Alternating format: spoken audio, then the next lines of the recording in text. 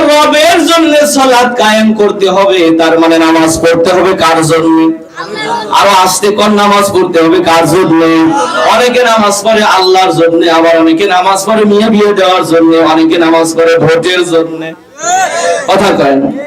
নামাজ পড়তে হবে মূলত কার জন্য? আরো আস্তে আল্লাহর জন্য। নামাজ কি শুধু জুমার নামাজ নাকি 5 ওয়াক্ত সহ? হ্যাঁ, কিন্তু সবাই বলতেছে না। আল্লাহর জন্য নামাজ কি শুধু জুমার নামাজ না 5 ওয়াক্ত সহ? আল্লাহর জন্য নামাজ কি শুধু ঈদের নামাজ? আল্লাহর জন্য নামাজ কি ওই শবে বরাতের নামাজ? বরং আল্লাহর জন্য নামাজ কয় ওয়াক্ত?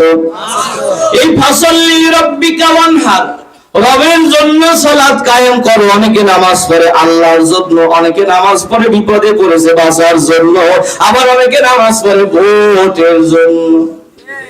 বুঝতে পারেন না এই ভোটের জন্য নামাজ কেমনে পড়ে? এই যে সামনে সিজন আসতেছে, বুঝতে পারবেন।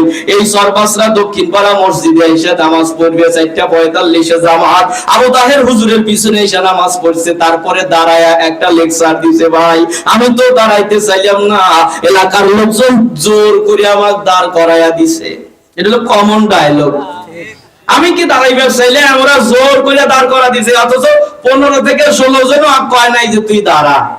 এই 10-12 জন কইছে তোর যে জনপ্রিয়তা, তুই দাঁড়ালি আর কেউ পারবো না। ও বাড়ি বেঁচে উঠে দাঁড়াইছে। আমার বাড়িতে এক ভাই গেছিল ভোট চাওয়ার জন্য। আমি বললাম ভাই তুই গরিব মানুষ, তোর এই কি শখ জাগলো কিভাবে? বলি তুমি তো হুজুর মানুষ, রাজনীতির রহ তুমি বোঝো না, তুমি চুপ করে থাকো। আমার সব হলো দাবা ভোট। কি ভোট?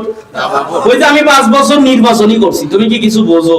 অবশেষে দেখা গেল যে 16 জন যারা ছিল সবার নিচে যেটা দেখে গেছে ও নিজে গেছে। পরে 2 দিন পরে দেখা, আমি বললাম ভাই দাবা ভোট নিয়ে না দাবিয়ে গেলি? ওই কথা কও বাদ দিছে, 3-4 দিন আর কথা কয় না। এরকম মানুষ কি সমাজে নাই? দাবা ভোটের জন্য গেছে 4:45 জামাত, এখানে আসরের নামাজ পড়িয়া ভোট চাইছে। আবার ওই মসজিদে যায় দেখে 5টায় নামাজ, ওখানেও দাঁড়ায় গেছে। মানে কাজা কাফারা আদায় করতেছে, শুধু ভোট চাইতেছে। নির্বাচনের গরম হাওয়া লেগেছে, নির্বাচনের গরম হাওয়া লেগেছে। 7 প্যান আর টাইটা রেখে পাঞ্জাবি আর টুপি পরে ভোটের তরে রাস্তায় কে নেমেছে। নির্বাচনের গরম হাওয়া লেগেছে। কাউকে এখন ধরবে হাতে, কাউকে ধরবে পায়ে। বুড়ো চাচা গিয়ে বলবে তুমি আমার ভাই। পকেট থেকে বের করিয়ে দিবে টাকার নোট, বলবে আমি জনদরদি, দিও আমায় ভোট। এসব শুনে কলিম চাচা অনেকখানি রেগেছে। নির্বাচনের গরম হাওয়া লেগেছে। চাচা রাগার পেছনে কারণ হলো শখ করে গেছে 10 বছর পরে ভোট দেওয়ার জন্য। কেন্দ্রে ঢোকার আগেই কইলো চাচা বাড়ি যান, আপনার ভোট হয়ে গেছে। চাচির ভোটও দিয়ে গেছে। চাচা রাস্তায় এসে চিৎকার করে কান্না করে, আরে গাদার মাও, মরিয়া গেলা 10 বছর আগে, অথচ ভোটের সময় এসে ভোট দিয়ে যাও, আমার সাথে দেখাও করো না। এই নির্বাচন কি বাংলাদেশে হয় নাই? কিন্তু সময় এসেছে পালা বদলের। এই সময় যদি তোমরা মুনাফিকি করো, আবার কিন্তু কপালে ঝাঁটা মিলবে।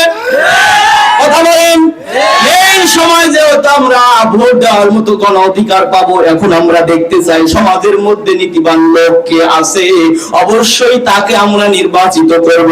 এখন আমরা দেখবো রাষ্ট্রের মধ্যে নীতিবান লোক কাকে আছে, তাকে আমরা নির্বাচিত করব। সারা বছর স্লোগান দিলে ভোটের রাতে 1000 খায়া সব কথা ভুলিয়া গেলা, এরকম গোলা লোকই সমাজে নাই। এদেরকে ভর্তা করে খাওয়া যায়, রান্না খাওয়া যায়, গড়া দিলে গড়া গড়িয়াও যায়। আছে না নাই? দেখবেন ওই যে 5 তারিখের আগ পর্যন্ত ওই যখন একেবারে লাগিয়ে গেছে ফাইট, চিন্তা করে কোন দল বলবো আর কোন দিকে থাকবো, তখন 2 নৌকায় পাড়া দিয়ে দাঁড়ায় ছিল কি বলবো। যখন দেখছে এটা তলা গেছে, এইটা আছে, এই দিকে গোড় দিয়ে কয় আমি 21 সালে ওটো সাইডে দিছি। কথা এরকম মানুষ কি সমাজে নাই? আমার বন্ধুরা, ওদিকে আমি যাব না, কারণ আমি কিন্তু আপনাদেরকে শুধু মেমোরিটা একটু রিপ্লাই করতেছি। আমি আপনাদেরকে বুঝাতে চাচ্ছি, এই এলাকা থেকে একজন ভোটে দাঁড়াইলো, ভালো মানুষ, সৎ মানুষ, নেক মানুষ, যাকে তোমরা এই নির্বাচনের আগে মাহফিলে দাওয়াত দিয়ে আইনে সবাই প্রার্থীরা দিছে 2000, 3000, 5000, আর তার কাছ থেকে নিলে তোমরা 20,000, 25,000, অথচ ভোট দিতে যায় তোমরা ভোট দেও না, এই মুনাফিকি করে লোকটাকে বসায়া দিতে, এই হিসাব কি তোমাদের দেওয়া লাগবে না?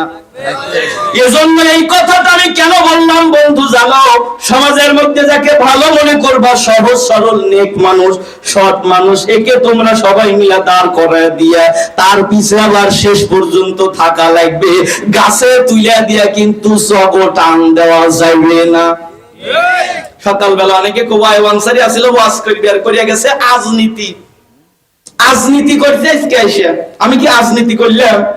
আমি একটু বুঝায় বললাম যে এই কাজটা আপনারা একটু বিবেক দিয়ে করেন। 500 টাকার বিনিময়ে একটা ভোট